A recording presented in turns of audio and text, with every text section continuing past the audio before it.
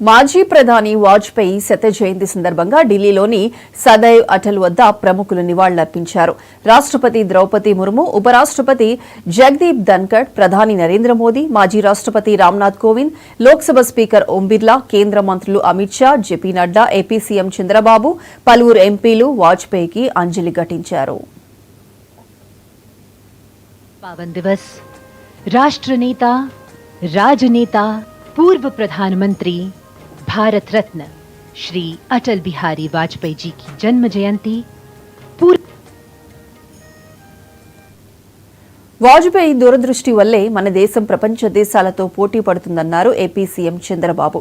ఈ మేరకు వాజ్పేయి జయంతి సందర్భంగా ఎక్స్ లో ఆయన పోస్ట్ చేశారు. భారత జాతి గర్వించదగిన నేత వాజ్పేయి అని పేర్కొన్నారు. ఆయన దూరదృష్టి వల్లే నేడు మన దేశ ప్రపంచ దేశాలతో పోటీ పడుతుందని అన్నారు. దేశం గురించి ఆలోచించే తీరు విలక్షణమైందన్నారు. సంస్కరణల ప్రతిపాదనలపై వాజ్పేయి స్పందించిన తీరు ఎన్నటికీ మర్చిపోలేను అని సీఎం చంద్రబాబు నివాళులర్పించారు.